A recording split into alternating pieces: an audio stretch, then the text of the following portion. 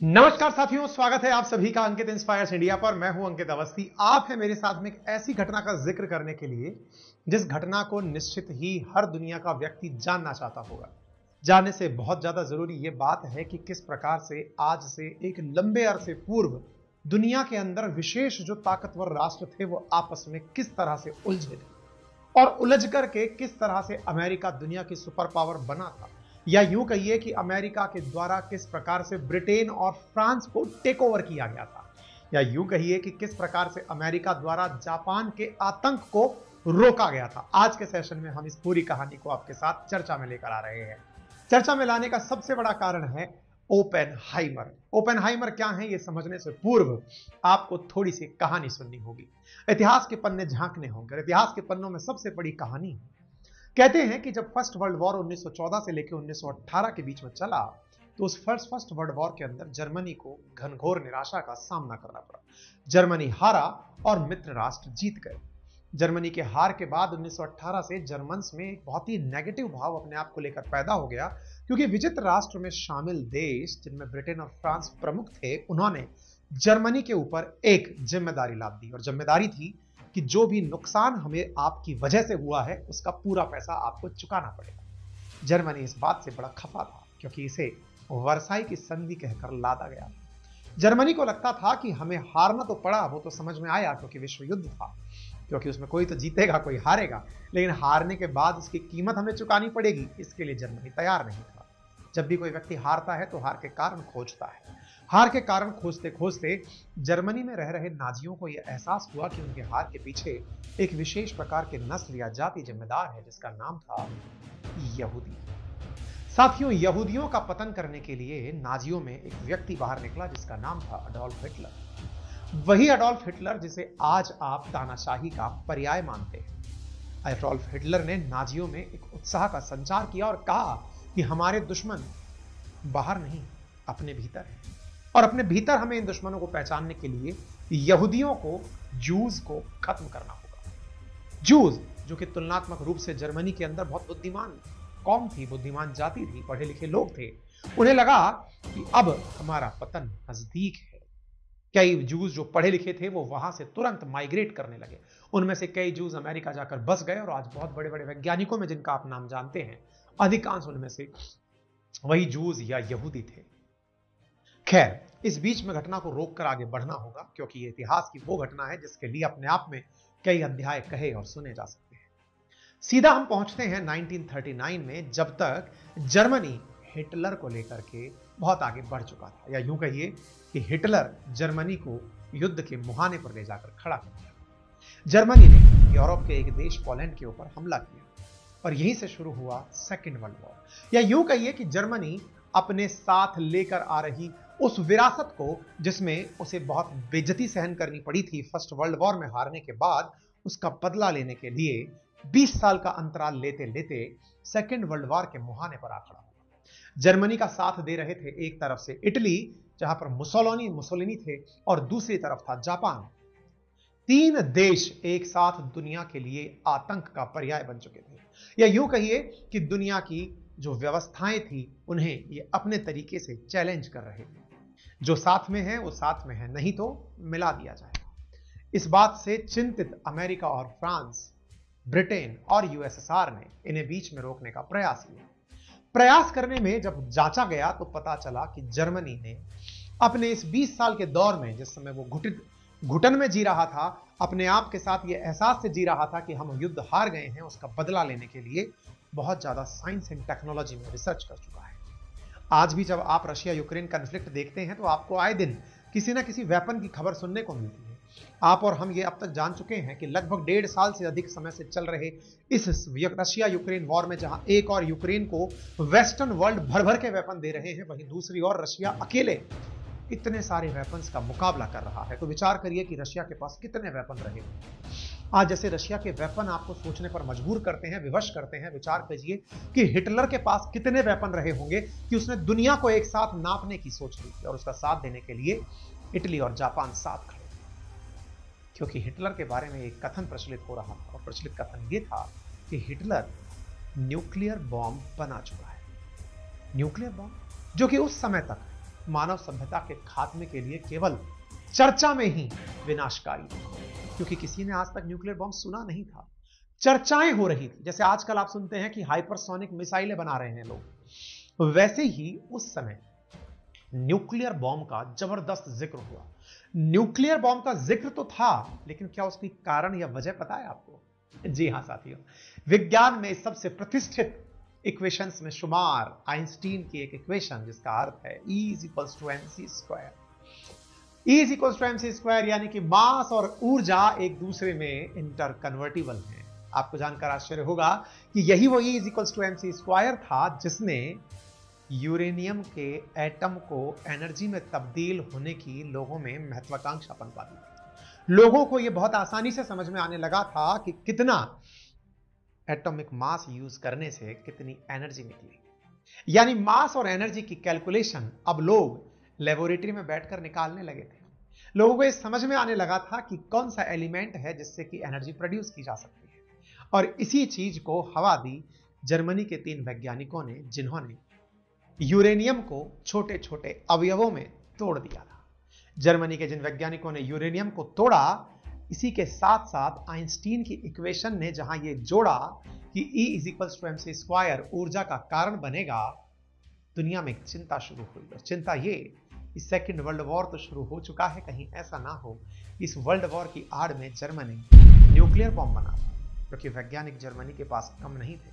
साथियों, second world war के दौर में जहां लोग एक और ये पूछते हैं कि वर्ल्ड वॉर ने दुनिया को क्या दिया, तो लोग लाशें गिनाते हैं, लेकिन कई वैज्ञानिक कहते हैं कि वो दौर था जिसने विज्ञान को बहुत सारी खोजें दी, चाहे वो न्यूक्लियर बॉम्ब की खोज हो, चाहे पनडुब्बियों की खोज हो, या तमाम वो रिएक्शंस जिनकी आज चर्चा करते हैं, चाहे चेन रिएक्शंस हो, बहुत सारी चीजें उस दौर में खोजी गई, क्योंकि दुनिया में होड़ मची थी कि जिसके पास तकनीकी होगी वो दुनिया पर राज करेगा।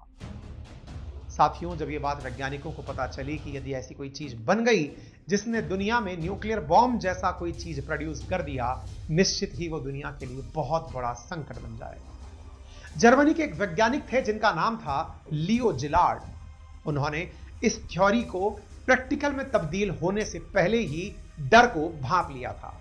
वो सीधे अमेरिका का रुख करना चाहते थे, क्योंकि अमेरिका उस समय अमीर देश हुआ करता था। अच्छा, अमेरिकी में बड़ी इंटरेस्टिंग कहानी है।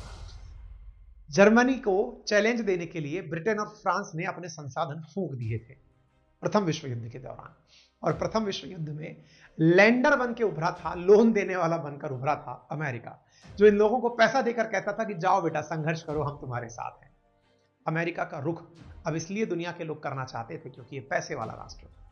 ऐसी स्थिति में जिलार्ड अमेरिकी सरकार को इस खतरे के प्रति आगाह तो करना चाहते थे, लेकिन उन्हें चाहिए था कि कोई व्यक्ति उन्हें इस बारे में लिखित में खबर दे, ताकि अमेरिका को समझाते समय किसी प्रकार की चुनौती का सामना ना करना पड़े। मतलब समझते हैं, कई बार आपको लगता है कि मेरी बात में वजन नहीं है, तो चलिए इस बात को किसी के मुंह से कहलवा देते हैं। कई बार आपने सुना होगा, बहुत सारे विज्ञापन कई बार किसी इन्फ्लुएंसर से कहलवाए जाते हैं। लोगों को लगता है कि प्रोडक्ट तो अच्छा है, लेकिन ये इन्फ्लुएंसर बोलेंगे तो प्रोडक्ट में दम हो जाएगा।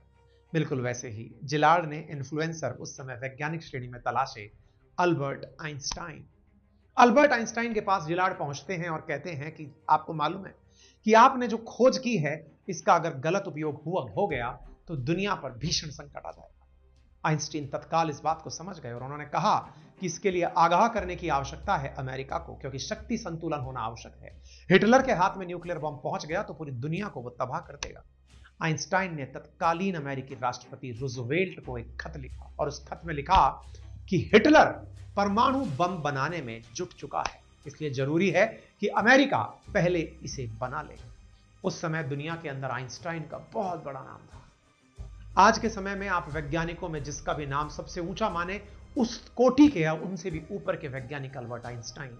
जब अमेरिकी राष्ट्रपति को मिला उनका खत, तो उन्होंने तत्काल प्रभाव से उस पर कार्रवाई करने का विचार किया कि हाँ, आपने सही तरफ मेरा ध्यान दिलाया है, बताइए मुझे क्या करना चाहिए। बोले, आपको अगर शक्ति संतुलन चाहिए तो दुनिया में न्यूक्लियर बॉम्ब के डर को केवल न्यूक्लियर बॉम्ब ही रोक सकता है, यानी शस्त्र शांति लाते हैं। शायद यही कारण है कि भारत न्यूक्लियर बॉम्ब रखता है, सारी ताकत रखता है, क्योंकि एक कहावत बहुत प्रचलित है कि आपको क्षमा तभी शोभा देती है जब आपके पास ताकत हो। अगर आपको दुनिया में संतुलन स्थापित करना है तो ताकतवर बनना पड़ेगा। एक खासी फेमस पंक्ति है जो अक्सर मैं गुनगुनाता हूं कि क्षमा शोभती उस भुजंग को जिसके पास गरल हो, उसका क्या जो दंतहीन विषहीन सरल हो।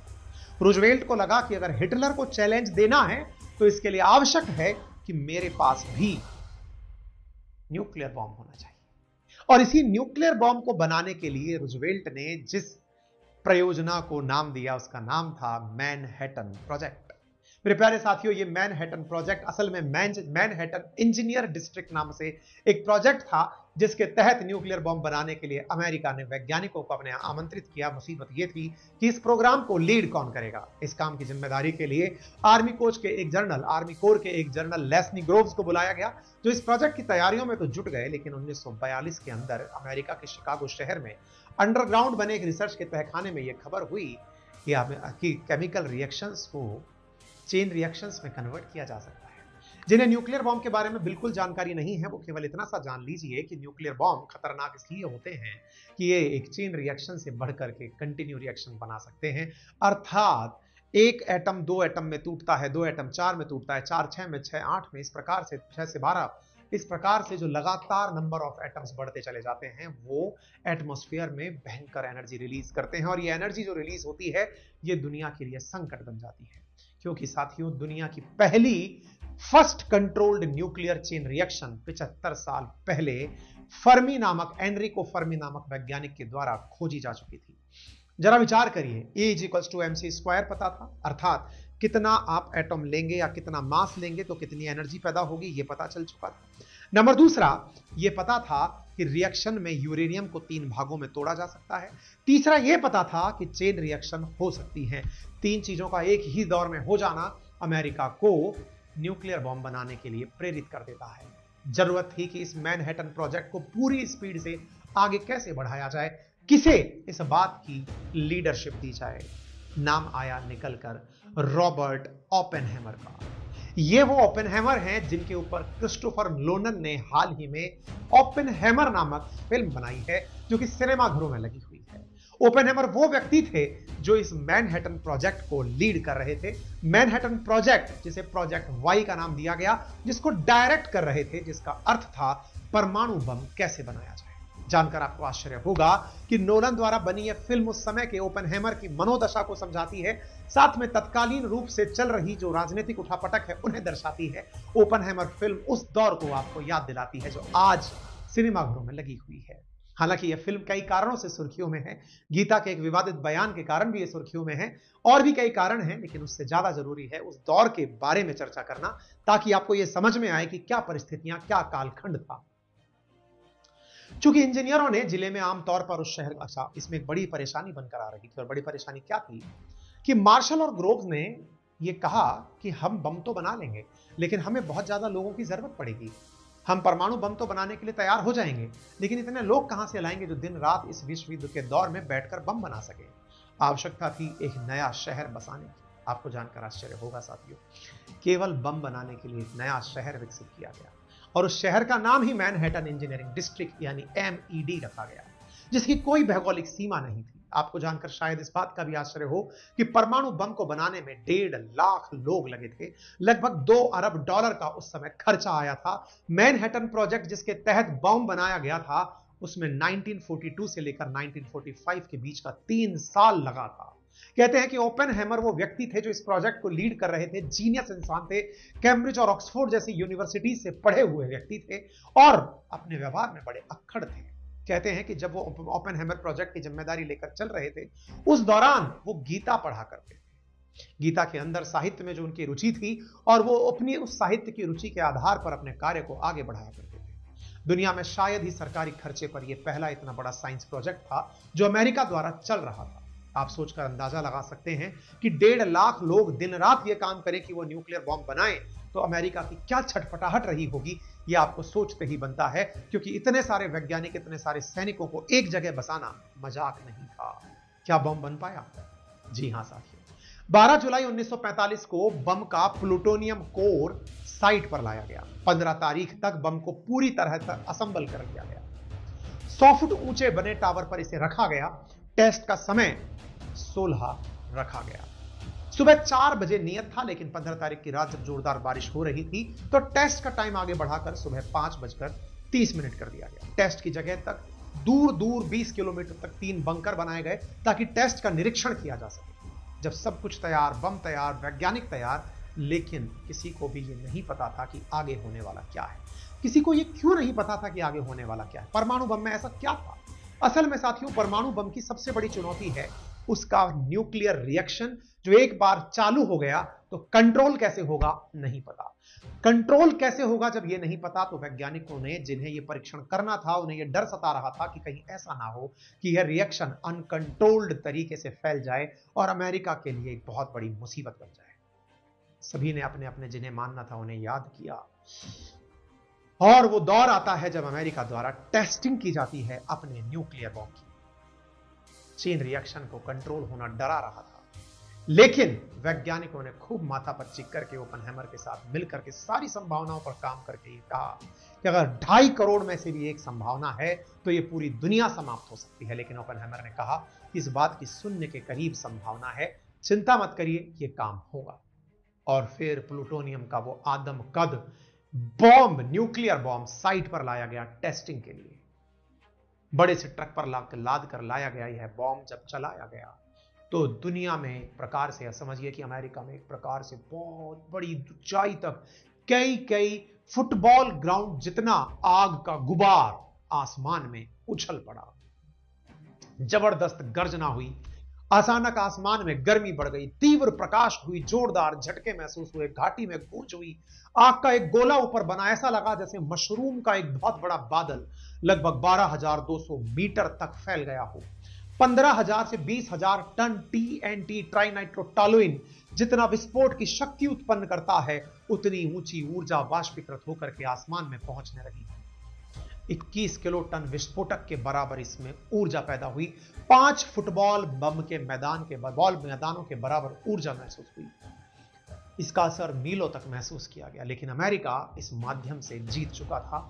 दुनिया का पहला न्यूक्लियर बॉम्ब बना चुका था। आपको जानकर आश्चर्य होगा, अगेन आश्चर्य से भरी है ये कहानी। जहां एक और हिटलर पर आरोप था कि वो न्यूक्लियर बॉम्ब बना रहा है, 1945 में जुलाई में अमेरिका न्यूक्लियर बॉम्ब का परीक्षण करता है और बेसब्री से वो अगस्त में जापान पर अपने बने हुए 2 न्यूक्लियर बॉम्ब लेकर पहुंच जाता है। जी हां साथियों, जापान का वो दिन जिसके बाद जापान फिर कभी खड़ा नहीं हुआ।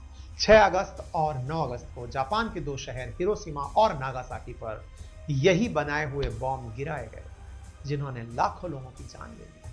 फिगर बताते हैं कि 2 लाख से ज्यादा लोग इन बॉम्ब की वजह से मारे गए। फैटमैन और लिटिल बॉय नाम के ये 2 बॉम्ब जब हिरोशिमा और नागासाकी पर गिराए गए तो जापान में कोहराम मच गया। सोचा भी नहीं था किसी ने कि ऐसे बॉम्ब गिराए जा सकते हैं, और इन बॉम्ब के गिरने से जापान युद्ध से पीछे हट गया। दुनिया में एक ऐसा माहौल बन गया कि ये क्या पैदा हो गया है, क्या दुनिया में बन गया है, दुनिया का संकट कैसे आ गया है। एक साथ इतने लोगों को मरता देख जापान बैकफुट पर चला गया। जापान जिसकी मदद मिल रही थी जर्मनी और इटली को, सब पीछे हट गए और अमेरिका इस युद्ध में लीड कर गया। अडोल्फ हिटलर सदमे में था। सेकेंड वर्ल्ड वॉर खत्म हो चुका है और यहां से मित्र राष्ट्रों की जीत की कहानी शुरू हुई। मित्र राष्ट्र में थे अमेरिका, फ्रांस, ब्रिटेन और साथ में था सोवियत रूस। हालांकि विचारधारा के रूप में अमेरिका और सोवियत रूस सही थे, एक दूसरे के मित्र नहीं थे, लेकिन जीत के लिए दोनों एक साथ आए थे। जर्मनी के पतन के साथ ही शुरू होता है दोनों देशों के बीच में संघर्ष। कैसा? शीत युद्ध का, जो कि इस कहानी का फेज 2 है। लेकिन इस दौर में ओपेनहाइमर की बात तो छूट ही गई। ये वो व्यक्ति है जो इतने सारे लोगों की मौत का जिम्मेदार है। इस मौत के जिम्मेदार व्यक्ति ने अपने आप को जब इस बॉम्ब को बनाने के लिए मोटिवेट किया तो इसके दिमाग में केवल एक ही विचार चलता था। गीता का श्लोक है, कालो अस्मि लोकक्षय कृत प्रवधो लोकांस मार मितुम प्रवतः ऋते अपि त्वमाम न भविष्यन्ति सर्वे यह अवस्थिता प्रयत्निकेषु योद्धः। गीता का लिखा हुआ यह श्लोक ये बार बार दोहराया करता था। Trying to persuade the prince that he should do his duty, and to impress him takes on his multi-armed form and says, now I am become death, the destroyer of worlds. suppose we all thought that one way or another. ये व्यक्ति कहता था कि भगवान ने गीता में अर्जुन को उपदेश देते हुए कहा है कि मैं मृत्यु बन गया हूं। ये व्यक्ति अपने आप को यह कहता था कि शायद मैं इस दुनिया की मृत्यु बनकर ही जन्म लिया हूं, और इसी कारण से इस व्यक्ति को अपने आप के ऊपर बड़ी घृणा होने लगी। कहने लगा कि मैं इस दुनिया का विनाशक बन गया हूं। ओपेनहाइमर ने जब परमाणु बम का परीक्षण किया तो उसे इस दौर की याद आई कि कितने सारे लोग उसके इस परीक्षण के कारण मर चुके हैं। वो इस बात को लिखता भी है और कहता भी है कि I remembered the line from the Hindu script of Bhagavad Gita, Vishnu is trying to persuade the prince that he should do his duty, and to impress him takes on his multi-armed form and says, now I am become death, the destroyer of the world. भगवान श्री कृष्ण को गीता के अंदर इस व्यक्ति ने, Oppenheimer ने, विष्णु के रूप में पढ़ा, अर्जुन को प्रिंस के रूप में पढ़ा और कहा कि मुझे भी विध्वंस का भाव आने लगा। ओपेनहाइमर दुखी रहने लगे। नागासाकी पर गिराए बम ने ओपेनहाइमर को अंदर तक तोड़ दिया। उन्हें लगने लगा कि उन्होंने दुनिया को क्या बना दिया। आपको मालूम होगा अल्फ्रेड नोबल ने जिस समय पर ये बॉम्ब बनाया था ना, उसी बॉम्ब की वजह से, क्योंकि उन्होंने फैक्ट्रियों के अंदर ये जो आप जो टीएनटी देखते हैं, इसका निर्माण करने के लिए उन्होंने जो मटेरियल बनाया था, उसकी वजह से नोबल बड़े परेशान हुए थे। यही कारण है कि उन्होंने अपनी सारी संपत्ति दान कर दी थी। ऐसा ही दौर ओपेनहाइमर के साथ आया। ओपेनहाइमर ने तत्कालीन अमेरिकी राष्ट्रपति हेनरी ट्रूमैन से कहा कि मुझे बहुत दुख हो रहा है मिस्टर प्रेसिडेंट, मुझे महसूस होता है कि मेरे हाथ खून से रंगे हुए हैं। ट्रूमैन ने उनसे कहा, खून मेरे हाथ में है, इसकी जिम्मेदारी मुझे लेने दो, क्योंकि डिसीजन मेरा था कि मैं उस बम को गिरा रहा हूं। आप अपने ऊपर घृणा का भाव मत लेकर आओ। लेकिन ओपेनहाइमर इस घटना के बाद में बहुत ज्यादा द्रवित हुए और उन्होंने न्यूक्लियर प्रोग्राम से खुद को अलग कर दिया। दुनिया में जब हाइड्रोजन बम बनाने का दौर शुरू हुआ तो ओपेनहाइमर ने इसका खूब विरोध किया और उन्होंने कहा कि नहीं, ये काम नहीं किया जाना चाहिए। लेकिन इस बात से अमेरिकी सरकार नाराज हो गई। ओपेनहाइमर के खिलाफ फाइल खोल दी गई। ये कहा गया कि ये सोवियत रूस से मिल चुके हैं, क्योंकि सोवियत रूस न्यूक्लियर बम बनने के कारण ही अमेरिका से नाराज था। यही शीत युद्ध का बड़ा कारण था। सोवियत रूस को लगता था कि अमेरिका ने उसे बताया ही नहीं कि वो ऐसा कोई काम भी कर रहा है। ऐसी क्या मित्रता कि 3 साल से हम साथ में युद्ध लड़ रहे हैं और आप न्यूक्लियर बॉम्ब बना रहे हो हमें बिना बताए। इसका मतलब आपके मन में हमारे प्रति श्रद्धा नहीं है, और ऐसी स्थिति में हम मित्र नहीं हो सकते। अमेरिका को लगा कि ओपेनहाइमर सोवियत रूस से मिल गए हैं। यही कारण है कि उन्होंने सोवियत रूस से मिलने के कारण ओपेनहाइमर के खिलाफ फाइल खोली। ओपेनहाइमर से जब पूछा गया कि आप न्यूक्लियर बम बनाने के लिए दोबारा किसी प्रोग्राम का हिस्सा क्यों नहीं बनते, तो उन्होंने एक बात बहुत प्यारी कही और कही कि विज्ञान हमें यही सिखाती है कि एक गलती को बार बार ना किया जाए। तो आप पूछेंगे सर फिर कंट्रोवर्सी किस बात की है फिल्म पर? फिल्म पर कंट्रोवर्सी इस बात की है कि जब इस फिल्म में ओपेनहाइमर द्वारा इस दृश्य को फिल्माया गया है तो उसमें एक इंटीमेट सीन में भगवत गीता को दिखाया गया है। एक इंटीमेट सीन के अंदर lead actor Cillian Murphy Bhagavad Gita पढ़ते नजर आ रहे हैं। ऐसी स्थिति में बहुत सारे यूजर्स की यह आपत्ति है कि आपने एक इंटीमेट सीन में इतने भक्ति युक्त स्क्रिप्ट को पढ़ा, आपने हमारे साथ में भावनात्मक खिलवाड़ किया। इस वजह से भारतीय सेंसर बोर्ड को इसके प्रति जिम्मेदार भी लोग ठहरा रहे हैं। बोर्ड के मेंबर को शर्म आनी चाहिए। इस प्रकार से लोग ट्विटर पर उन्हें ट्रोल कर रहे हैं। लोगों को ये तक कहना है कि सेंसर बोर्ड को इस्तीफा दे देना चाहिए कि वो ऐसी फिल्मों के अंदर ऐसे दृश्यों को देख करके अपनी प्रतिक्रिया नहीं दे पा रही है। हालांकि information broadcasting minister Anurag Thakur ने कहा है कि वो सेंट्रल बोर्ड ऑफ जो फिल्म सेंसर है उससे इस बारे में स्पष्टीकरण मांगे, क्योंकि यहां पर एक फिल्म के अंदर एक सीन में सिलियस के द्वारा जो चरित्र निभा रहे हैं उनके द्वारा गीता पढ़े जाने पर आपत्ति हो रही है। एक और कहानी ओपेनहाइमर से जुड़ी हुई यहां पर निकल कर आती है। क्या आपको पता है कि नेहरू जी के द्वारा भी ओपेनहाइमर को भारत की नागरिकता ऑफर की गई थी? चलिए बताते हैं। मेरे प्यारे साथियों, जैसा कि आप सभी जानते हैं कि परमाणु बम का जैसे ही परीक्षण हुआ, उसका प्रयोग हुआ, जापान के 2 शहर बर्बाद हो गए। उस समय पर परमाणु हथियारों के कट्टर आलोचक बनकर निकले ओपेनहाइमर, लेकिन उनकी आलोचनाओं के चलते ही अमेरिका ने उन्हें किनारा लगा दिया। ऐसी स्थिति में अमेरिका के द्वारा ओपेनहाइमर का सीधे बायकॉट किया जाने लगा। इसी बीच में ओपेनहाइमर भारतीय अधिकारियों के संपर्क में आते हैं। 10 फरवरी 1950 को प्रधानमंत्री नेहरू जी की जो बहन है विजयलक्ष्मी पंडित, जो कि अमेरिका में भारत के राजदूत के रूप में नियुक्त थी, उन्होंने एक आवाज रिसीव की जहां पर Oppenheimer Princeton institute for advance studies के निदेशक और परमाणु ऊर्जा के जो सलाहकार थे, उन्होंने विजय लक्ष्मी से कहा कि एक टॉप सीक्रेट कैटेगरी का खत मुझे आपके भाई नेहरू जी तक पहुंचाना है। बोले ठीक है, भेजिए। उस खत में लिखा था, प्रिय भाई, विजय लक्ष्मी पंडित लिख रही हैं पंडित नेहरू के पास कि प्रिय भाई, ओपनहाइमर हमें एक बहुत गोपनीय बात बताना चाहते हैं, लेकिन इस तरह की बात वो फोन पर करने का जोखिम नहीं लेना चाहते। तो उन्होंने एक मध्यस्थ के जरिए हमें संदेश भेजा है। सोचिए, परमाणु बम का निर्माता हमारे देश के प्रधानमंत्री उस समय के नेहरू जी के पास एक खत भेजते हैं और कहते हैं कि हम आपको एक संदेश देना चाहते हैं, और संदेश ये है कि भारत समेत पूरी दुनिया के लिए एक चिंता की बात है। बोले क्या चिंता की बात है? बोले चिंता की बात यह है कि भारत के जो केरल, उड़ीसा और तमिलनाडु के तट हैं, वहां पर एक एलिमेंट पाया जाता है जो रेडियो एक्टिव है, उसका नाम है थोरियम। और जिस प्रकार से यूरेनियम से न्यूक्लियर बॉम्ब बनाया गया है, अमेरिका आपसे उन्हें प्राप्त करने के लिए कुछ भी करेगा। कृपया करके अमेरिका को थोरियम मत दीजिएगा, मेरी आपसे गुजारिश है, अदरवाइज दुनिया में विध्वंस और बुरी लेवल पर होगा। आपको मालूम होगा, भारत के पास आज भी मोनाजाइट जो सॉइल है केरल के अंदर जो पाई जाती है, उसमें थोरियम के प्रचुर भंडार हैं, रेडियो एक्टिव मटेरियल है, लेकिन हम उसका उपयोग नहीं कर पा रहे।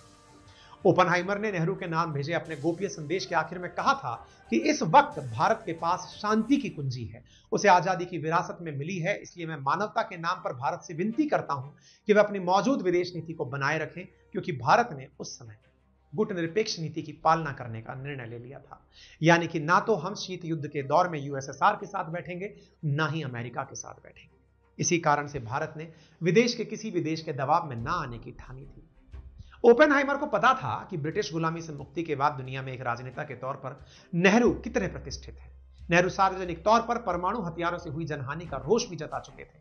उनकी एक साल पहले जो नेहरू से मुलाकात हुई थी, उसमें नेहरू ने प्रिंसटन यूनिवर्सिटी के दौरे पर आए हुए महान वैज्ञानिक अल्बर्ट आइंस्टीन के प्रेजेंस में यह बात ओपनहाइमर से व्यक्त भी की थी और कहा था कि भैया ये चीज ठीक नहीं है। भारत सरकार ने अभी तक हालांकि तय नहीं किया था कि थोरियम का क्या करना है। उन्होंने विजय लक्ष्मी के माध्यम से यह बात उन तक पहुंचवाने का प्रयास कीजिए, कहा कि उनसे कहिए कि अगर ओपनहाइमर खुद पर्सनली मिलते हैं तो अच्छी बात होगी। ऐसी स्थिति में चूंकि ओपनहाइमर एक सेलिब्रिटी साइंटिस्ट बन चुके थे, जापान उनके कारण घुटने टेकने पर मजबूत हुआ था। कई प्रसिद्ध मैगजीन के कवर पेज पर ओपनहाइमर छाए हुए थे, लेकिन 1954 तक पहुंचते पहुंचते उन्हें जिंदगी का एक ऐसा मोड़ देखना पड़ा जिस समय उन पर आरोप लगा कि वे साम्यवादी लोगों से मिल चुके हैं। उनके कई सिक्योरिटी क्लियरेंसेस रद्द कर दिए, उन्हें देश से बाहर जाने पर रोक लगा दी।